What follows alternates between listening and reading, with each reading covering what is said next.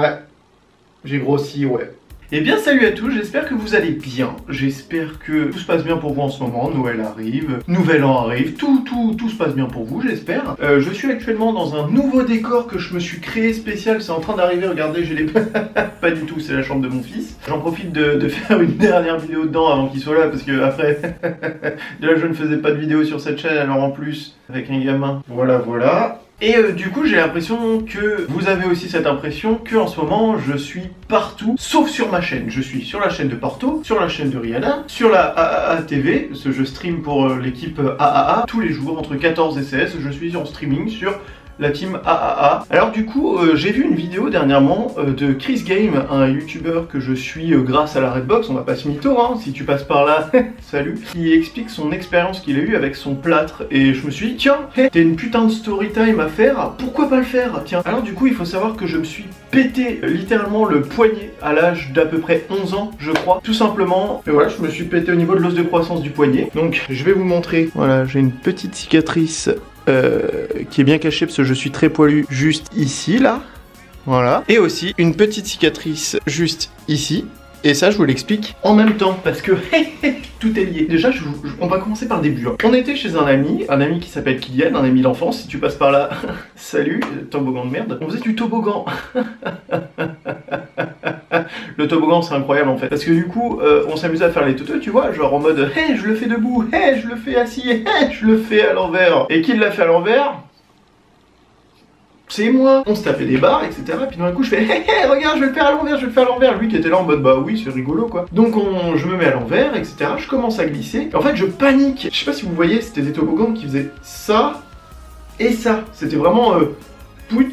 C'était un petit toboggan qu'il avait chez lui en plastoc. Et en fait, première, ça a passé. Au moment où il y a eu ça, j'ai paniqué et j'ai mis ma main sur un rebord pour me récupérer. En fait, ma main a fait non, t'es pas assez fort, mon grand. Et elle a fait donc, j'ai perdu un poignet à ce moment-là, par l'hôpital, etc. En chiale, bien sûr, on était à 20 minutes de l'hôpital parce qu'il habite dans une campagne de merde. Du coup, on arrive à l'hôpital et puis les médecins ils font ouais, machin, écoutez, je m'occupe du patient et j'arrive après, etc. Ils m'ont pas pris en charge tout de suite. Donc moi, j'étais là comme un connard, je tenais ma main et tout, j'étais là genre bah, gamin de 10 ans, tu sais, tu chiales ta race parce que t'as mal quoi. Ma belle-mère qui était là, qui essayait de me rassurer, mon père qui était à côté en mode putain, parce que oui, il faut savoir que je partais en vacances le lendemain en fait. Donc voilà, mon père avait un peu le seum, je crois, on partait au bord de la mer et il s'est dit quel connard. Parce que j'aurais pensé la même chose, je pense. Je suis pris en charge, etc. Ils m'emmènent en salle de chirurgie, ils me mettent ce qu'on appelle une petite broche, de façon à ce qu'en fait, comme je m'étais pété l'os de croissance du poignet, ils ont dû me mettre une broche pour que mon poignet ne bouge pas et que l'os pousse à côté de la broche pour refaire un truc. Ils m'ont mis mon plâtre, et mon plâtre, ils me l'ont mis jusque là. Donc en fait, c'était pas le plâtre qui était jusque là où tu pouvais faire tu pouvais faire de la tectonique et tout, c'était au moment où tout le monde faisait de la tectonique et tout.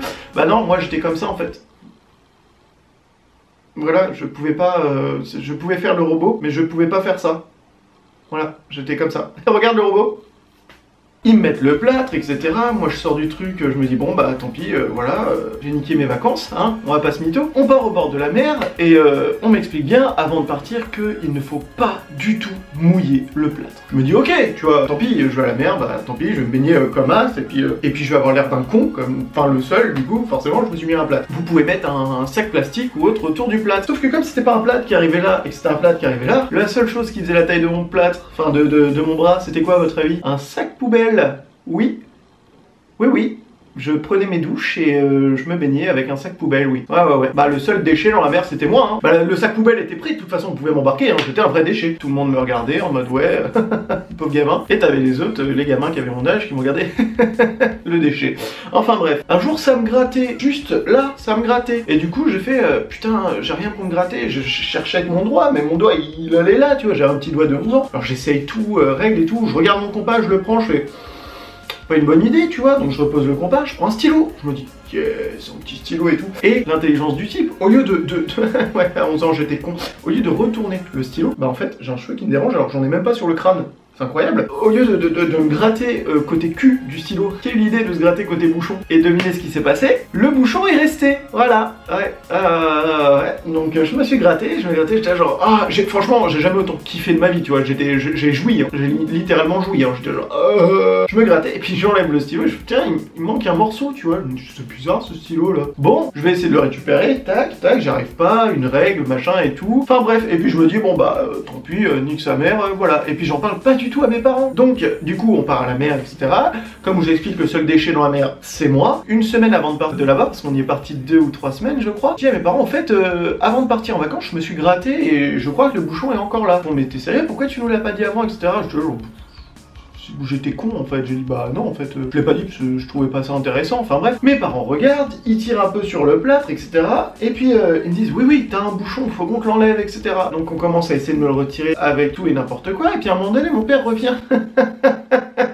On dit que je suis con, hein, mais je crois que j'ai hérité du gène de mon père, tu vois. Bah ouais, en fait, il est revenu avec un cintre en fer. Ouais, au lieu de le récupérer avec le côté triangle, de le plier et de le récupérer avec le côté arrondi, tu vois, et ben il y était avec le pic en fer, mais comme c'est des cintres en fer, il n'y a pas la petite boule au bout, c'était à l'ancienne, et donc il commence à essayer de tirer le bouchon, etc. Fois, 2 fois, 3 fois, 4 fois et tout, et puis à un moment donné, je fais, bah papa, stop, en fait, tu commences à me faire mal, il fait, non, mais il faut vraiment qu'on te l'enlève, Cathy, enfin ma belle-mère a dit, comme elle était aide-soignante, elle a dit, oui, ça peut s'infecter, etc. Mon père a fait en mode, bah écoute, faut te l'enlever parce que c'est dangereux. Donc il continue, et puis à un moment donné, je fais, papa, stop, et je mets ma main sur sa main et je fais c'est normal qu'il y ait du rouge au bout du cintre. Et en fait ouais mon père m'avait planté avec le cintre, sauf que moi je le sentais pas parce que j'ai pas utilisé mon bras pendant 2 semaines. J'étais genre bah ouais ça me gratte mais sans plus quoi. En fait mon père m'avait planté avec le cintre, il y avait du rouge au bout du cintre et ma belle-mère fait stop tu vas empirer les choses, etc. Bah dès qu'on rentre on va à l'hôpital et puis voilà. Du coup on termine les vacances, je continue de mettre mon sac poubelle. Si j'avais pu le mettre sur ma tête ça aurait été forcément plus agréable. On rentre, on va à l'hôpital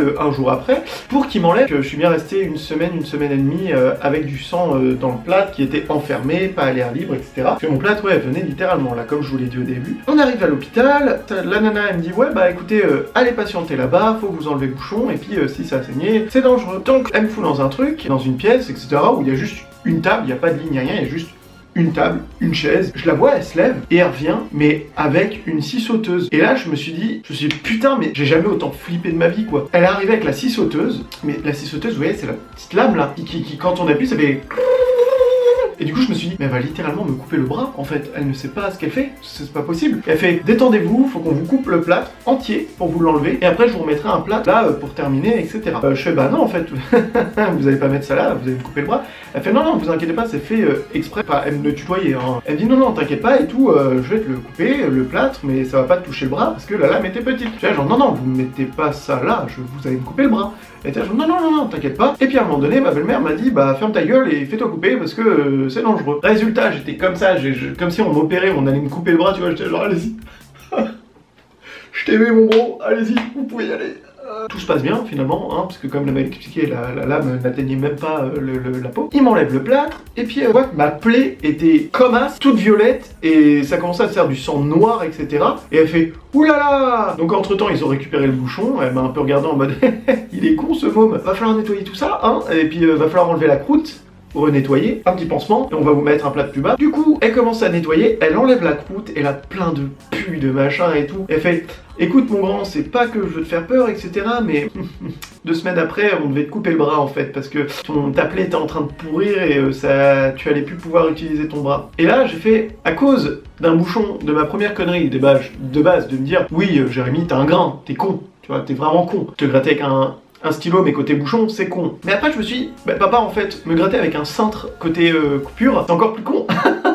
J'ai failli perdre mon bras à cause de mon père. Enfin bref, donc elle m'arrache la croûte, j'ai un peu douillé mais ça va, c'était une croûte. Elle me nettoie, ça m'a jamais autant arraché la gueule. Elle me fait une sorte de petit point de suture parce que c'était ouvert, mine de rien. Et parce que mon père avait planté et tiré un peu, donc ça l'avait un peu ouvert. Donc j'ai vraiment encore la cicatrice, hein, c'est tout blanc. Elle me met cette fois, elle me remet un plâtre là. Du coup je pouvais enfin faire le robot, comme ça, c'est excellent. Du coup voilà, donc ils me remettent un plâtre, etc. Ils me remettent le bras. En rentrant je dis à mon père, écoute, bah j'ai failli perdre un bras à cause de toi. Et lui il dit bah écoute, fallait pas te gratter avec un stylo. J'ai fait ouais bon ok on peut pas parler avec toi. Donc voilà, j'ai fait ma rentrée en 6ème avec un plâtre. Pile poil de chance à ce moment-là, comme par hasard, bah il y avait un mec qui avait un plâtre aussi. J'étais pas le seul con à avoir mis un sac poubelle à la mer. Oui, on était deux. Donc on s'est regardé, on a fait poto, on a voulu se checker mais on n'y arrivait pas parce que bah c'était trop lourd quand t'as 11 ans, bah tu fais et bah en fait j'ai commencé mon année scolaire avec un plâtre et puis bah un mois après ils m'ont enlevé, tout allait bien, mon os de croissance avait repoussé. Donc bah voilà, c'était vraiment une, comment dire, une histoire très difficile à vivre, rigolote pour vous peut-être, vous avez bien marré, simplement ça se trouve, si j'avais attendu une semaine et demie, bah j'aurais pu faire YouTube avec un bras en moins, voilà. Heureusement que je suis droitier, hein, putain. Pour écrire, pensez pas à n'importe quoi, hein. Je me masturbe pas, moi, je suis sain, hein. La preuve, je vais avoir un bébé. Et après, l'intelligence, je me grattais avec une règle. T'inquiète, j'ai retenu. J'espère que cette petite vidéo vous aura plu, j'espère que ça vous aura fait rire d'un handicap d'un mec, voilà. De toute façon, il faut mieux rire que pleurer, hein. Donc n'hésitez pas à vous abonner à cette chaîne si ce n'est pas déjà fait. Je remarque que je commence à avoir des abonnés alors que je ne fais pas de vidéos. Merci à Porto et Riri. Donc le lien de leur chaîne seront dans la description parce qu'ils le méritent. Porto, vous ne le connaissez pas, mais c'est vraiment une crème. Je trouve que sur sa chaîne YouTube, il n'a pas assez d'abonnés. C'est pas normal. Il faut que vous ayez vous abonner à lui et il faut que vous regardiez ses vidéos. C'est une crème des crèmes, vraiment, c'est un amour. Et Riri, c'est mon amie d'enfance. C'est la fille avec qui je partage tout mon univers geek depuis que j'ai 6 ans. Donc c'est une crème aussi. Vous pouvez avoir confiance en elle. Elle vient des îles. Elle vous fera un petit cocktail au rhum parfait. Elle le distille elle-même, vraiment, dans la famille ils sont comme ça. Donc je vous mets le lien aussi dans la description. Je vous fais de gros bisous, portez-vous bien, abonnez-vous. Abonnez-vous à mon Twitter, Facebook et tout, c'est dans la description. Et venez me voir en live. Allez, ciao tout le monde.